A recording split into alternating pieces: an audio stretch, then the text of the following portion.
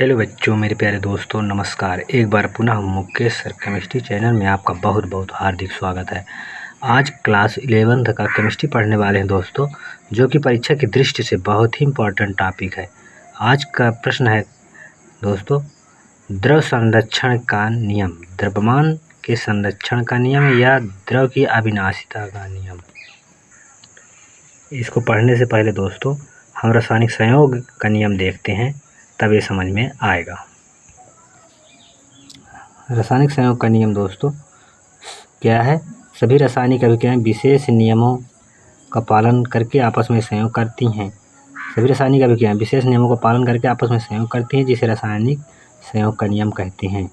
रासायनिक संयोग के नियम निम्नलिखित है प्यारे बच्चों। नंबर 1, द्रव के संरक्षण का नियम, स्थिर अनुपात का नियम, गुणित अनुपात का नियम, गैलुसैक का नियम और अवोगाद्रो का नियम। इसमें हम सबसे पहले द्रव के संरक्षण का नियम देखते हैं प्यारे बच्चों, जो कि बहुत मोस्ट क्वेश्चन है। द्रव के संरक्षण का नियम, इसको अथवा द्रव की अविनाशिता का नियम भी कहते हैं। जो कभी नष्ट न हो अविनाशिता कहलाता है। तो ये का मतलब कभी नष्ट नहीं होने वाले नियम है द्रव की संरक्षण का नियम। इस नियम को सर्वप्रथम रूसी वैज्ञानिक लोमोनोसोव ने 1756 में प्रतिपादित किया था, जो कि बाद में वैज्ञानिक लेवोजिए के द्वारा दिया गया।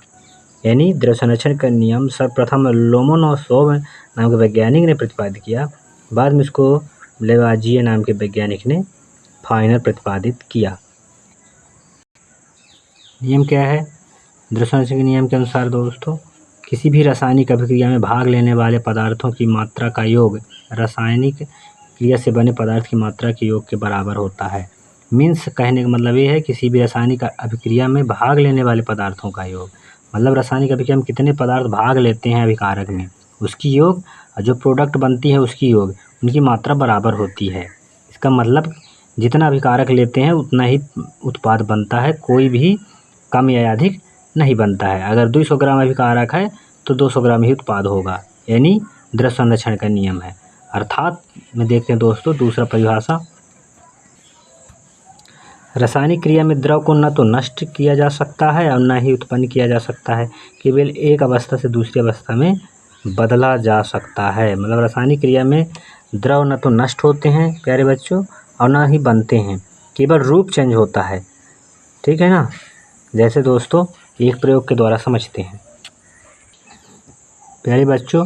द्रव संरक्षण का प्रयोग में एक हम फ्लास्क लेते हैं, फ्लास्क में हम बालू ले लेते हैं, रेत भरकर फ्लास्क में रेत भर दिया जाता है दोस्तों। ये रेत है और रेत के ऊपर फास्फोरस हम रख देते हैं, ठीक है ना। और इस फ्लास्क को हम कार्क से बंद कर देते हैं।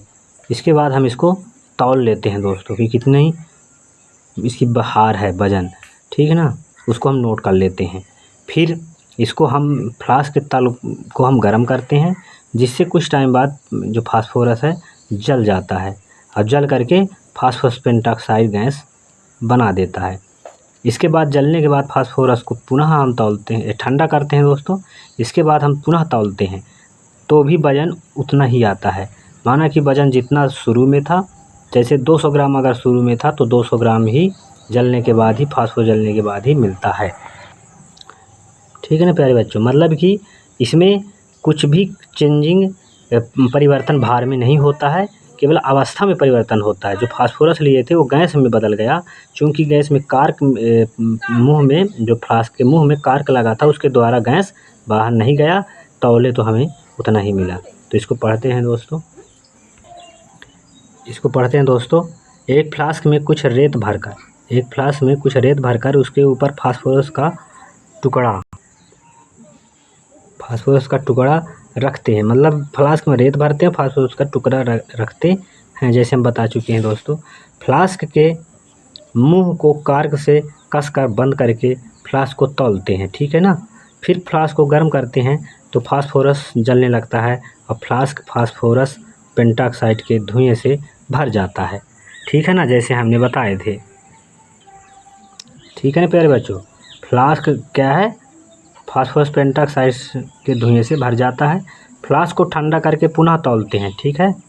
देखते हैं कि फ्लास्क को गर्म करने से पूर्व और बाद में उसके भार में कोई अंतर नहीं आता है।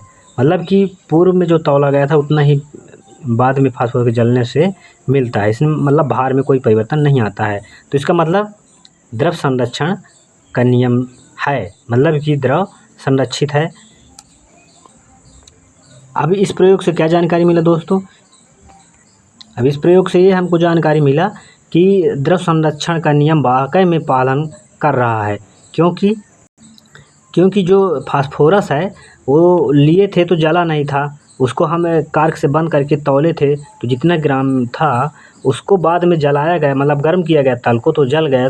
तो जो फास्फोरस पेंटॉक्साइड गैस बना वो बाहर नहीं निकल पाया क्योंकि कार्क लगा था, तो उसमें पदार्थ कोई कुछ भी बाहर नहीं निकला, तो हमें उतना ही प्राप्त हुआ। इसका मतलब है दोस्तों, द्रव संरक्षित है, पदार्थ नष्ट नहीं होते हैं, केवल उसकी रूप अवस्था चेंज होती है। इस प्रकार समझ में आ गया होगा दोस्तों। इसको बढ़िया नोट्स में सुंदर लिख कर और याद कर लीजिए, बहुत ही महत्वपूर्ण है। इसको स्क्रीनशॉट कर और इसको लिख ही लीजिए, ठीक है ना दोस्तों।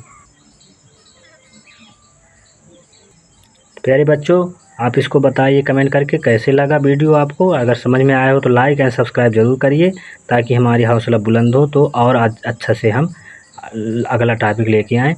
आई होप आपको समझ में आया होगा। Thank you, very good.